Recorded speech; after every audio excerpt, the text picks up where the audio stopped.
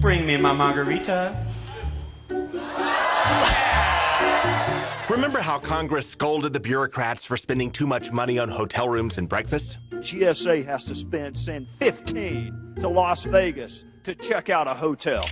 I'm a big man. I can't spend $44 for breakfast. This is the kind of stuff that makes people furious. What eats at me is the why. The General Services Administration will never live down the travel scandal of 2012. I traveled the world to London, Peru. Ain't no place better than GSA. After all, the agency responsible for improving government efficiency blew more than $800,000 at a conference in Vegas and hired clowns to teach government workers how to not act like clowns. Well, I walk around and make sure everybody else is working so I don't have to do anything. You know, whatever it takes, Dan. But long after the GSA promised to stop flying around the world, we found much more waste and inefficiency still flying below the radar. To start, log into Aloha. Like the GSA's flawed time card system that cannot effectively track overtime and time off.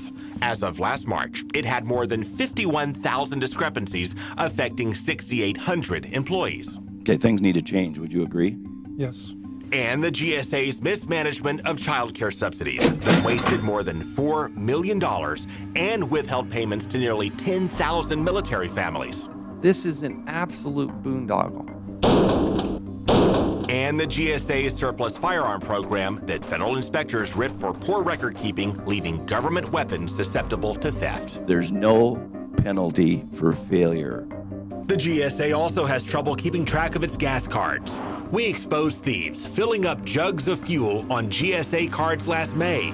Federal gas card abuse is costing us millions, and audits show we're still getting burned. Just pure, simple greed. I did it because I could. And the Inspector General says the GSA continues to mismanage public property. For example, records show it relocated staff and cleared out a building in Pensacola due to widespread mold. But federal inspectors said there was no widespread mold. That move cost us more than $6 million. We've got Pensacola as a problem. I got it from Pensacola to Miami. Everything that GSA's involved in, unfortunately, we have problems. Keep in mind, the Vegas travel scandal of 2012 cost us around $800,000. The IG's most recent report to Congress revealed questionable expenses topping $1.3 billion. The IG report is pretty damning, and it's something that Congress needs to attend to. Congressman David Jolly says we need more oversight. There are such loose controls that in the private sector, they would be out of business. And Congressman John Mica, who's trying to reform the GSA, says heads should roll. In the private sector, you'd be out the door in a nanosecond, and it's time we did the same thing in some of the poor performers or just horrible performers in the federal government.